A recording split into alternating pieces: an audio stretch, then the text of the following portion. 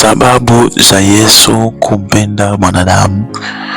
Nikukaribishe tukajifunze somo hili kupitia huduma yetu ya Intercession Service in Africa.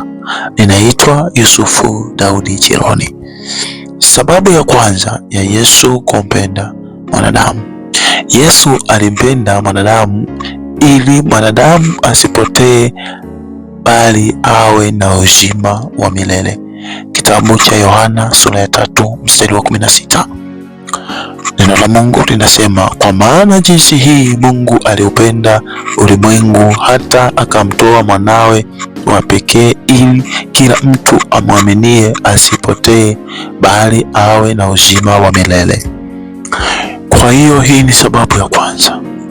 Yesu alitupenda ili tusipotee. Kwa nini unapotea, mtu wa Mungu? Kwa nini unapotelea gizani, unapotelea mbali? Kwa nini upotee wakati Yesu alikuja ili usipotee? Unajua maisha ambayo tulikuwa tunaishi maisha ya dhambi, ya utumwa, maisha ya kutabika. Tukawa tumepotea kutoka kwa Yesu. Tukapotea katika njia za Yesu. Tukawa tunatembea katika njia ambazo sio za kimungu. Tukatembea kwenye njia ambazo hazimpendezi Mungu. Tukatoka kwenye uso wa Mungu. Tukamsahau Mungu kabisa.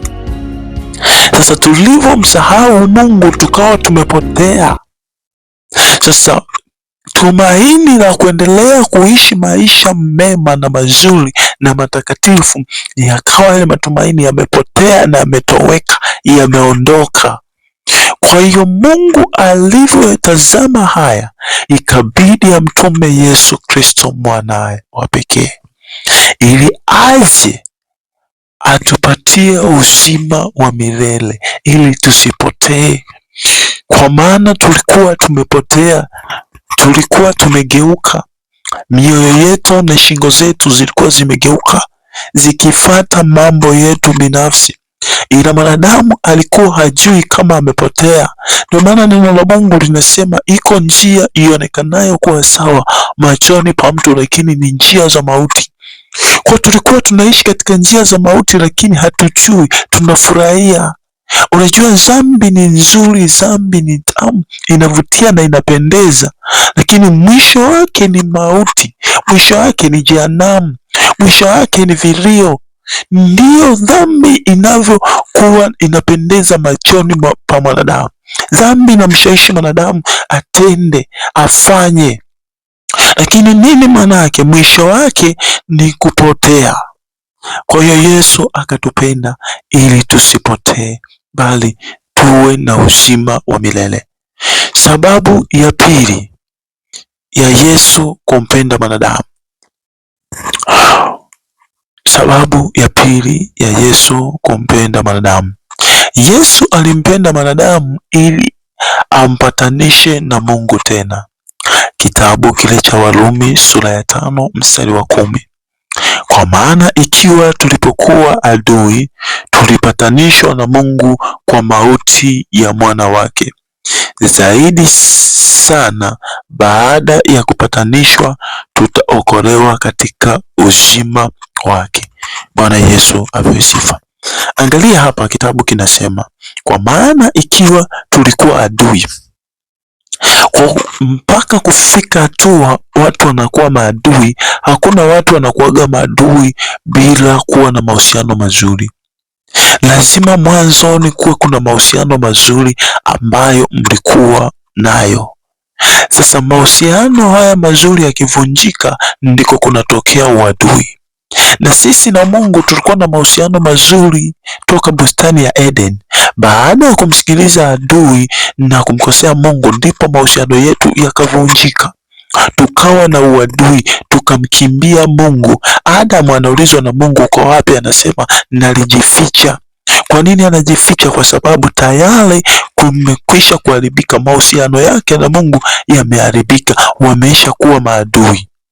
Lakini Mungu akaamua auondoe huu uadui kati yake na mwanadamu, akamleta Yesu mwana wake wa pekee ili yeye afanyike kuwa upatanisho.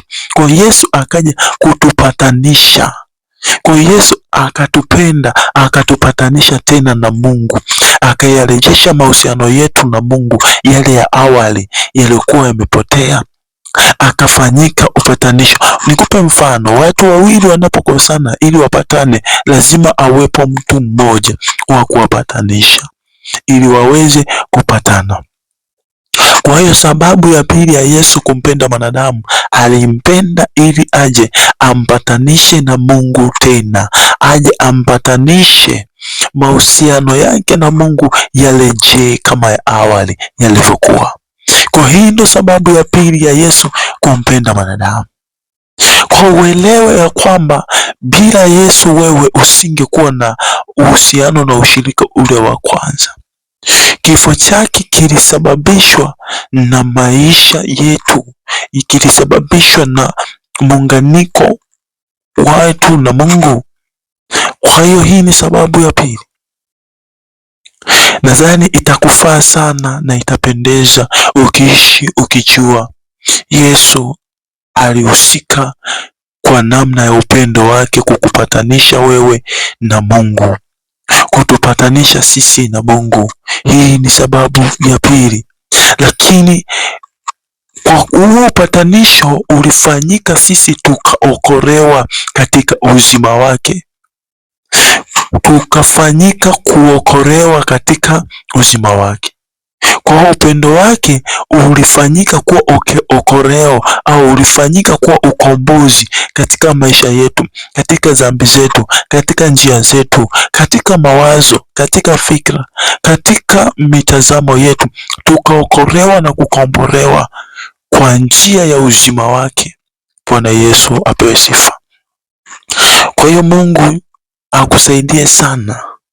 Mungu akusaidie sana kulielewa hili, akufunulie kiundani zaidi kulielewa hili. Sababu ya tatu, Yesu alimpenda mwanadamu ili ampumzishe na mizigo ya dhambi na kila aina ya changamoto na mateso. Yesu alimpenda mwanadamu ili amsaidie, ampumzishe. Kitabu cha Mathayo sura ya 11 mstari wa 28. Njooni kwangu ninyi nyote msumbukao na wenye kulemewa na mizigo, nami nitawapumzisha. Kwa hiyo hapa unaona Yesu mwenyewe anazungumza kwamba twende kwake tuliolemewa na mizigo, yeye atatupumzisha. Kwa upendo wa Yesu unafanyika kuwa pumzisho la mwanadamu juu ya dhambi, mapito na changamoto zinazomkabili. Kuna wakati mwanadamu alipitia shida na changamoto, lakini hapakuwa na mtu wa kumsaidia. Mwanadamu anaweza akakusaidia, ila msaada wa mwanadamu una mwisho. Mwanadamu anaweza akachoka kukusaidia. Mwanadamu anaweza akazimia moyo. Mwanadamu anaweza akakusaidia leo, kesho ukamkwaza akaacha kukusaidia tena. Mwanadamu anaweza akakusaidia kwa masimango. Mwanadamu anaweza akakusaidia kwa sababu binafsi, kwa manufaa yake, kwa faida zake, lakini sio Mungu. Mungu hasaidii kwa namna hiyo. Yesu hawezi akakusaidia kwa namna hiyo. Kwa hiyo Yesu alikuja kutusaidia sisi wenye dhambi tuliolemewa. Kuna watu walilemewa na shida mbalimbali. Kwa upendo wa Yesu unafanyika kuwa pumziko, ili uweze kupumzika, yale yaliyokuwa yanakutesa yaweze kukuachia. Mungu akubariki na Mungu akuinue. Usikose episodi ya pili ya somo hili, lakini endelea kufuatilia mafundisho haya kupitia akaunti yetu ya YouTube. Usiache kukomenti, kulike na kusubscribe. Ni kuombe Mungu akusaidie kila unalolipitia gumu likaondoke katika maisha yako, milima ikaondoke, mabonde yakasawazishwe. Mungu akubariki na Mungu akuinue. Ninaitwa Yusufu Daudi Chironi, nikutakie baraka za rohoni na baraka za mwilini. Amen. Unaweza ukawasiliana nasi kwa namba hizi 0626325670 ili kupata ushauri, maombezi, kupata mafundisho mbalimbali mengine. Tunapatikana katika mitandao ya kijamii Facebook, andika Intercession Service in Africa. YouTube utatupata kwa Intercession Service in Africa. TikTok utatupata kwa Intercession Service in Africa. Mungu akubariki na Mungu akuinue.